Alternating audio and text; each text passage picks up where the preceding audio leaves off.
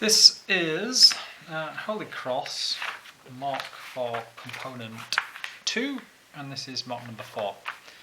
And question 4, this hilarious question on Warfarin and rats with the most excellent calculations. So we've got Warfarin. It inhibits blood clotting, and so it's used as a rat poison. And we have various alleles here, resistant for R and susceptible for S, and the heterozygous condition is resistant. So that spells it out quite clearly. And also, they might be resistant to warfarin, but they need a lot of vitamin K. If they do not receive this, will die from internal bleeding. Oh dear. Right, question A. How can resistance suddenly appear in an isolated population? So things genetically suddenly appear due to mutations, and evolution, natural selection, depends on mutations. So our definition of that, change in the gene, change in DNA. And hilarious question number 1, hilarious calculation. We've got a population, adequate amount of vitamin K, okay, and we've got 8 SS, 176 RS, and 56 RR. Calculate the allele frequency of WR. Right. So this is just how many alleles have we got. So if 8 of these fellas, so there's 8 of those and 8 of those, 176 of these, so we've got 176 of those alleles and 176 of those alleles, and 56 of these, so 56 of those, 56 of those. And now we just need to go right, and we want the WRs. So which ones are the WRs? We have got 176 there, we've got 56 there, and another 56 there, because diploid organisms have got 2 copies of a gene. And so we need to add that up. Trusty calculator. 176, what's going on there? 176 plus 56 plus 56 is 288. Okay, so we've got 288 of WR, and that's out of how many? How many W alleles have we got? Well, 240 rats. So 240 rats, and rats are all W, and we're not worried about which allele it is. So 240 of those, 240 of those. What's the total? Total is not 280, 480.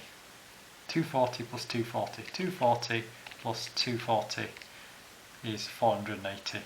So total alleles equals 240 plus 240 equals 480. And so our frequency is 288 out of 480.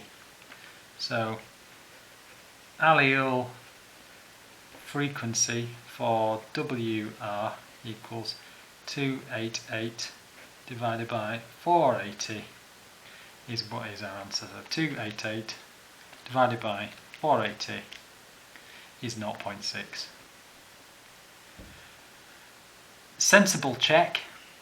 Our answer for frequency should be between 0 and 1. 0 means it's not there. 1, it's always there, and everything is it. So, and 0.5 would be half and half. So that passes a sensible check. Quite a difficult thing. If you've done one of those before, like on the other paper that you haven't seen yet, you'd be good at doing that. The diet was then changed to include only a small amount of vitamin K. Right, so a small amount of vitamin K. These are who need a lot of vitamin K, they're not going to be any good. Oh, also warfarin.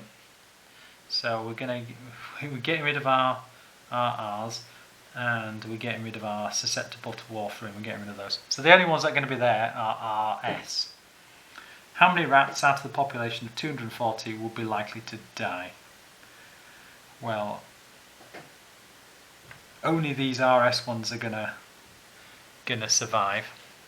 So how many are going to die? So we need our 8 are going to die, and our 56 are going to die. So we will get 64 left. So how many rats will be likely to die? 56 plus 8. 56, which would be our R's, plus 8 of our WS.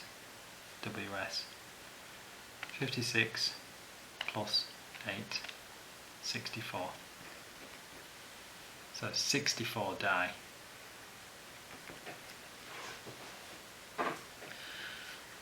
Okay, and this is another population now. In a population, 51% were resistant to warfarin. So resistant to warfarin, what have we got? We've got, these are our WR and WS. So those rats are resistant to warfarin. The other 49%, so this is our 51%, and our 49% must be the other one, WS.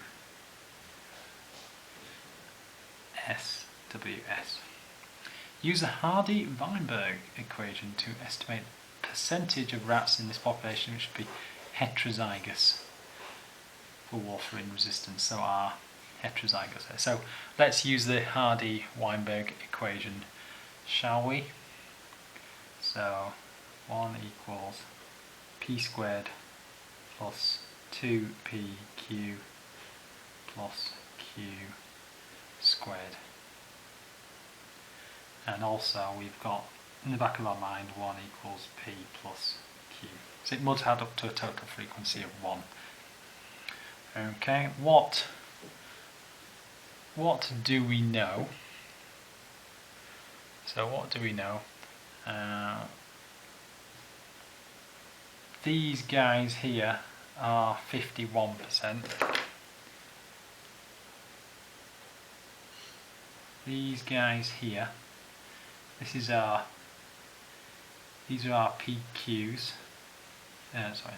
These are PQs because they're heterozygous, and the homozygous, those are our Q. Yeah, Q squared, and this is our 2PQ. So that's our 51%. So our 49% must be this. Okay, so P squared equals 49%, or equals 0.49 in a frequency. And so if we want to get P on its own, we need to go, it's the square root of whatever that is, 0.49. So P on its own will be 0.49 square root. So P equals 0.7. Okay, and so using this equation over here, P P equals Q is 1. Well, if P is 0.7, to add up to 1, that must be 0.3 for Q. You can do that in your head. Or you could rearrange it, but it's obviously 0.3.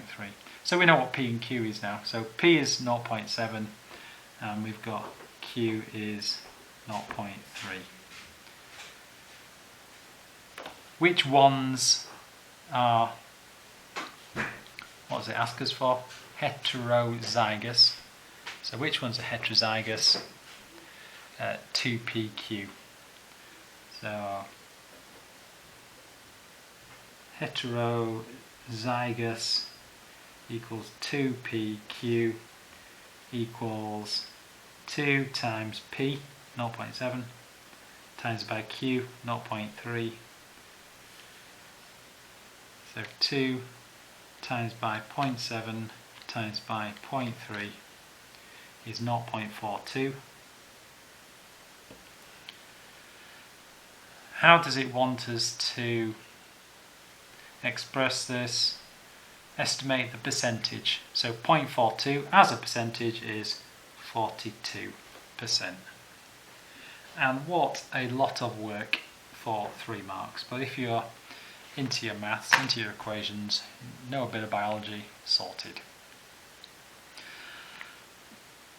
If all the susceptible rats in a population were killed by warfarin, more susceptible rats would appear.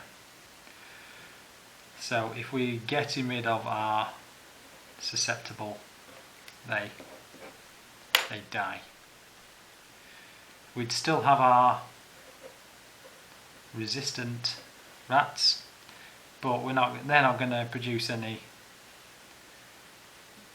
susceptible rats because they haven't got any alleles. They must come from these rats here, so they must come from the heterozygotes. So RS. So how can these rats produce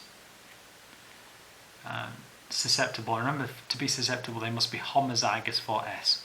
Well, if 2 of these rats were to mate together, then we've got a chance. If one of those mates with another RR, then you're just going to produce another heterozygote as half of what you get. But this we could do this. So let's make a Punnett square.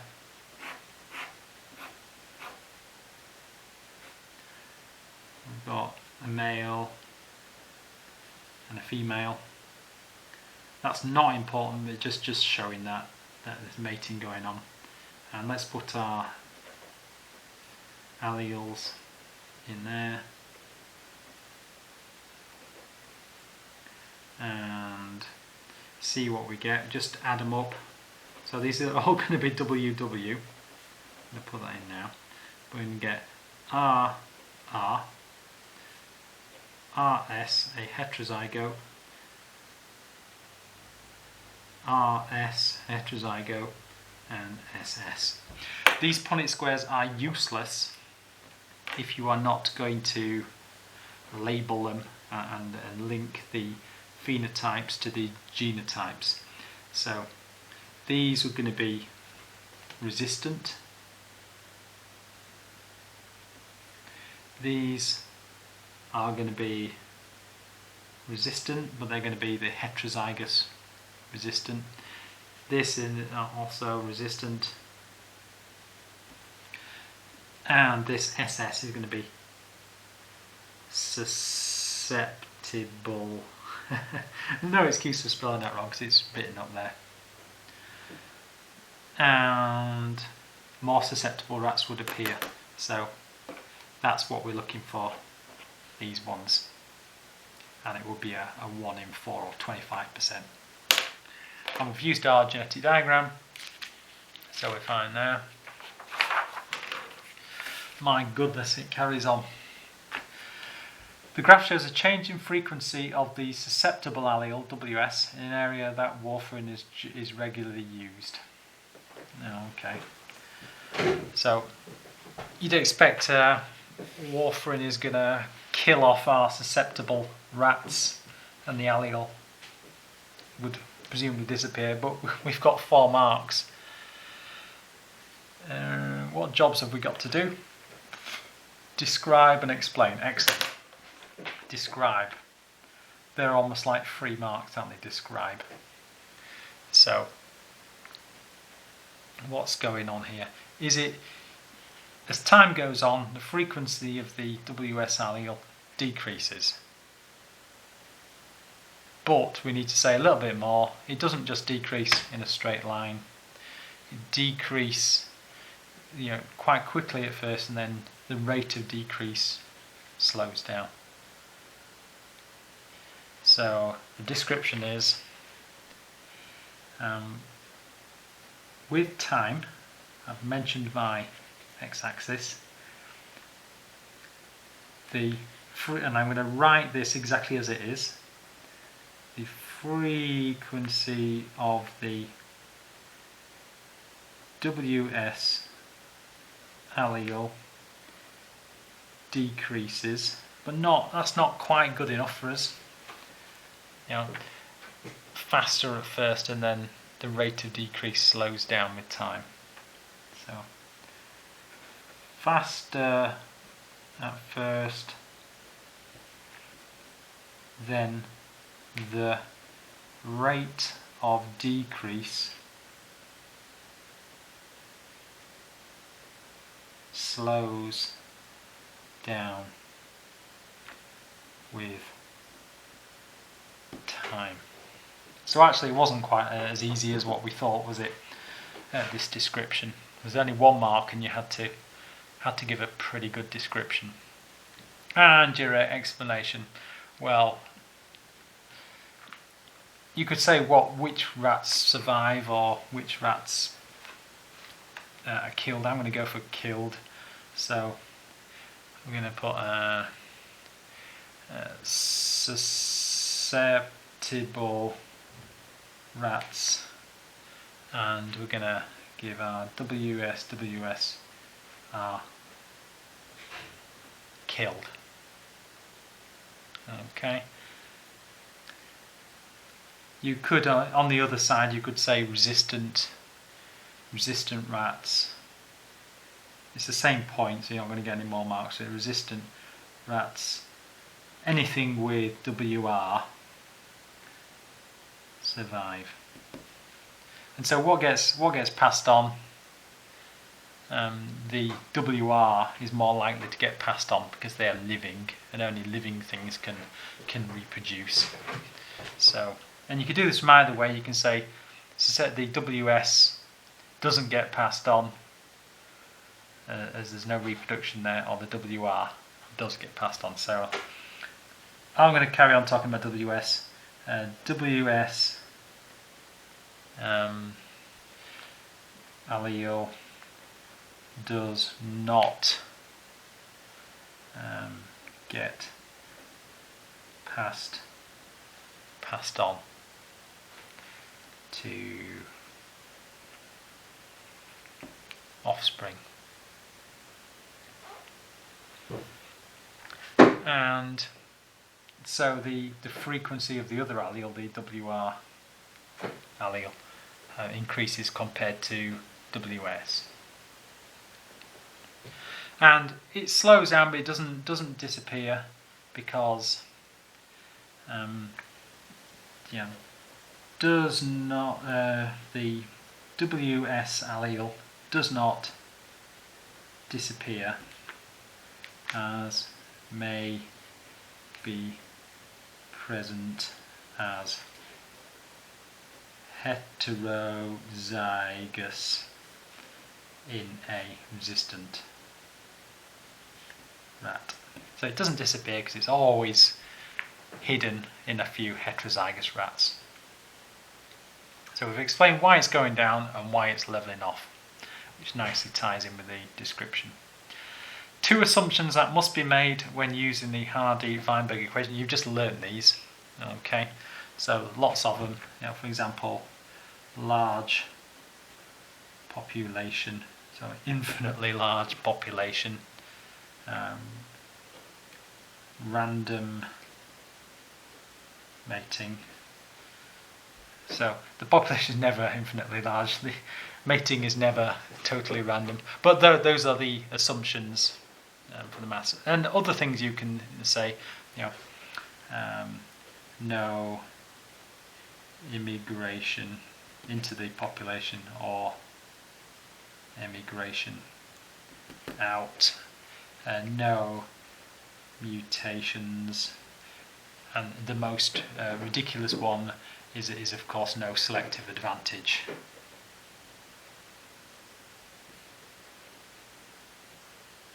Which they're clearly in rats and warfarin there, the selective advantage is apparent.